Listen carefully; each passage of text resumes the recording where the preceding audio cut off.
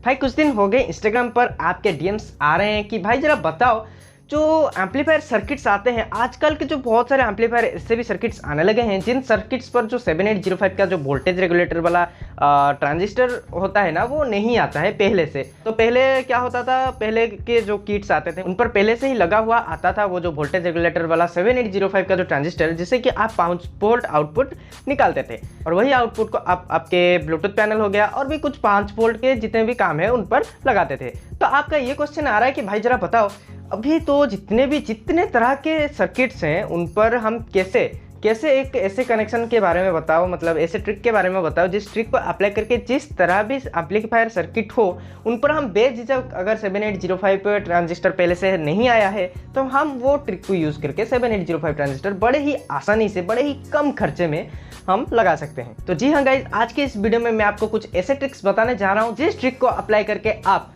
कुछ भी amplifier circuit हो, किसी भी तरह का एम्पलीफायर सर्किट्स हो, उन पर आप 7805 का ट्रांजिस्टर जो है वो लगा सकते हैं। तो नमस्कार दोस्तों, मैं हूं चंदन, आप देख रहे हैं इलेक्ट्रो इंसान। अगर आप हमारे परिवार पर नए हैं तो चैनल को जल्द से जल्द सब्सक्राइब कर दीजिए। अगर आपको ये वीडियो पसंद आते हैं तो वीडियो को डेफिनेटली लाइक कर दीजिए, अपने दोस्तों के साथ शेयर कीजिए और कैसा लगा वीडियो आप हमें नीचे कमेंट सेक्शन पर भी बता सकते हैं, या फिर इलेक्ट्रिकल इलेक्ट्रॉनिक्स टेक्नोलॉजी से रिलेटेड कुछ भी क्वेश्चन आपको पूछना है तो आप हमें बेझिझक कमेंट सेक्शन पर बताएं, हम आपके क्वेश्चन के ऊपर भी जरूर गाइस वीडियो बनाएंगे। तो लेट्स स्टार्ट द वीडियो। तो अगर डायग्राम की बात करें 7805 का, काफ़ी सिंपल सा डायग्राम में काफ़ी सिंपल सा इसका कनेक्शन होने वाला है। तो पहले आप एक बार डायग्राम के ऊपर नज़र डाल लीजिए।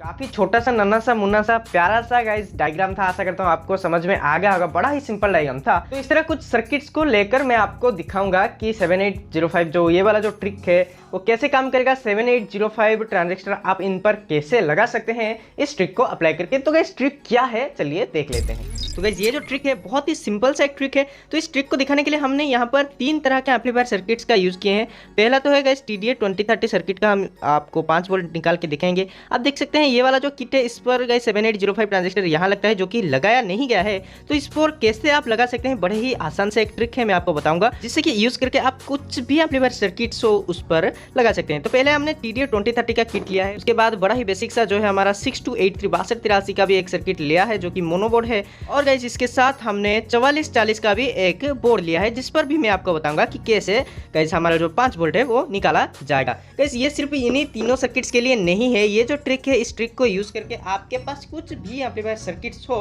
उस पर आप ये कनेक्शन जो है लागू करके 7805 का कनेक्शन करके 5 वोल्ट आउटपुट आराम से ले सकते हैं। तो गाइस चलते हैं ट्रिक की तरफ। आखिर ट्रिक है क्या, तो गाइस देखिए, पहले हम शुरुआत करेंगे 6283 के सर्किट से। तो गाइस जो कुछ भी सर्किट आपके पास है उसी सर्किट का आपको पहले ढूंढना है, उस सर्किट के अंदर सबसे बड़ा वाला कैपेसिटर कौन सा है, सबसे ज्यादा वैल्यू का कैपेसिटर कौन सा है। तो गाइस देखिए हमारे ये जो 6283 के सर्किट है उस पर सबसे बड़ा वाला कैपेसिटर हमको ये दिख रहा है, जिसका वैल्यू भी है गाइस 1000 माइक्रोफैराड, उसके साथ 25 वोल्ट का आप देख सकते हैं। तो ये है इस सर्किट का सबसे बड़ा वाला कैपेसिटर। और गाइस आपको ये भी ध्यान रखना है कि उस जो कैपेसिटर है उस कैपेसिटर के आसपास आपको डायोड नजर आ जाएंगे, 2 डायोड हो, 4 डायोड हो या फिर 1 डायोड हो, इस तरह से आपको डायोड भी नजर आ जाएंगे। तो इस सर्किट के, तो इस कैपेसिटर के पास हमें भी 4 डायोड नजर आ रहा है। तो आप देख सकते हैं इसी डायोड से भी इसका जो कनेक्शन है वो गया है कैपेसिटर के पास। तो ये हमें कंफर्म हो जाना है इस सर्किट का ये है गाइस पावर कैपेसिटर, आपको नाम याद रखना है पावर कैपेसिटर।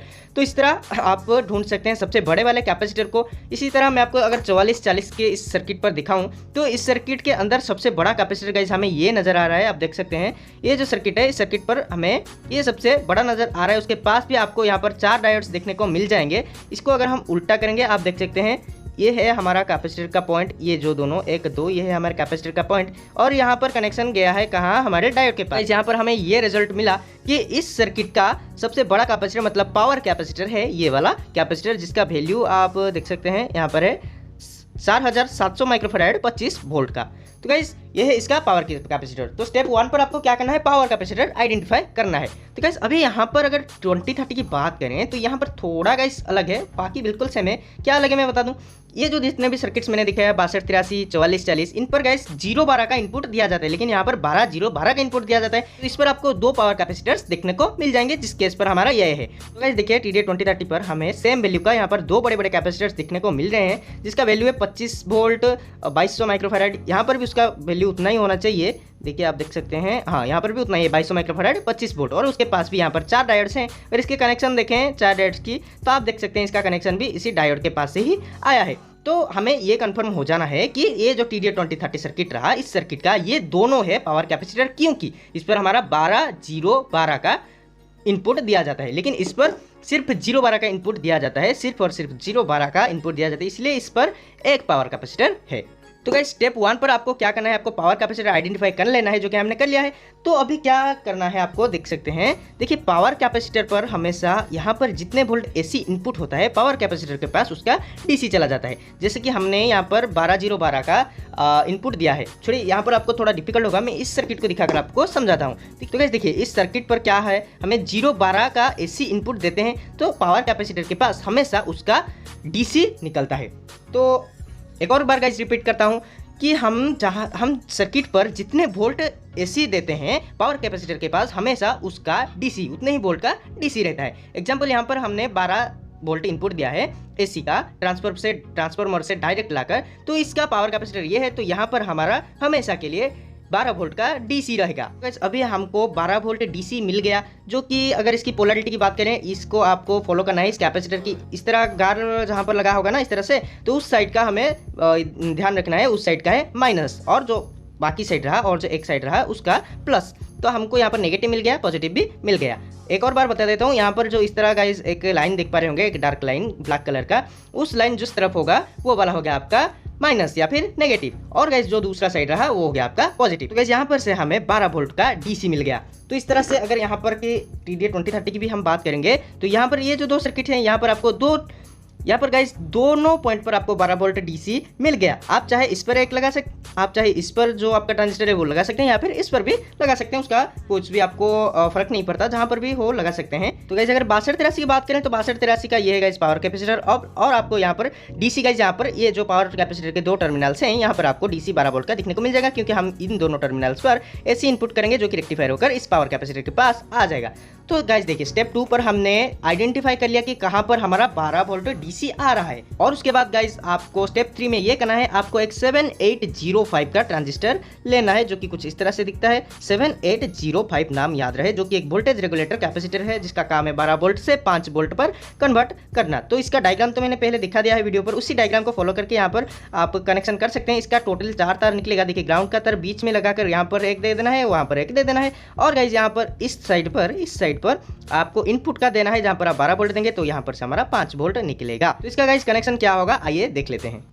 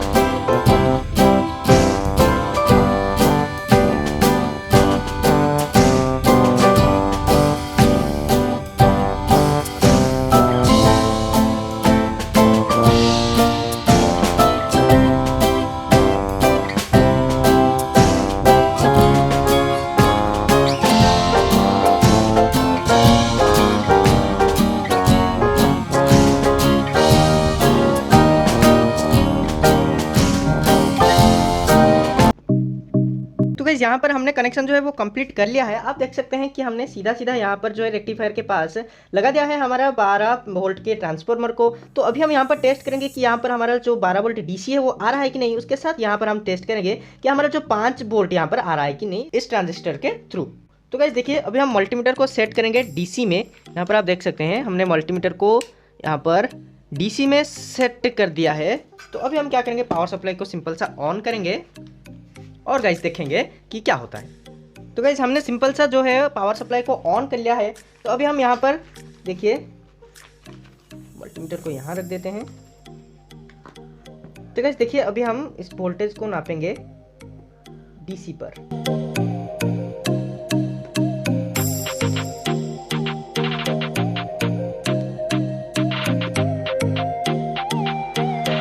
तो गाइस यहाँ पर आप देख सकते हैं कि हमारा 12 वोल्ट से थोड़ा ज़्यादा 70 वोल्ट तक ये चला गया है। गाइस ये किस लिए होता है, क्योंकि कभी कभी गाइस वोल्टेज इनपुट ज़्यादा होने पर आउटपुट भी गाइस ज़्यादा निकल आता है।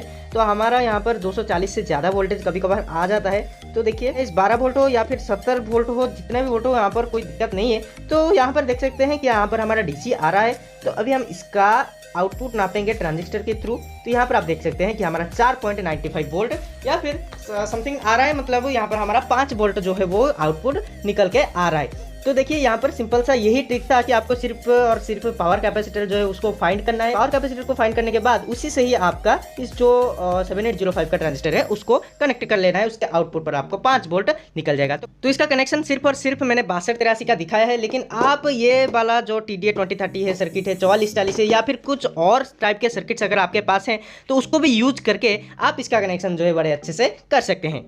तो आशा करता हूँ गाइस आपको ये वीडियो पसंद आया होगा। अगर आपको ये वीडियो पसंद आता है तो वीडियो को डेफिनेटली लाइक कर दीजिए, अपने दोस्तों के साथ शेयर कीजिए। परिवार पर नए हैं और परमानेंटली जो ना चाहते हैं तो जल्द से जल्द सब्सक्राइब कर दीजिए। उसके साथ कैसा लगा वीडियो आप हमें नीचे कमेंट सेक्शन पर भी बता सकते हैं, या फिर इलेक्ट्रिकल इलेक्ट्रॉनिक्स टेक्नोलॉजी से रिलेटेड कुछ भी क्वेश्चन आपको पूछना है तो आप हमें नीचे कमेंट सेक्शन पर जरूर पूछ सकते हैं। हम आपके क्वेश्चन के ऊपर भी जरूर वीडियोस बनाएंगे। तो आज के लिए बस इतना ही, मिलेंगे एक और वीडियो के साथ, तब के लिए ऑल द वेरी बेस्ट।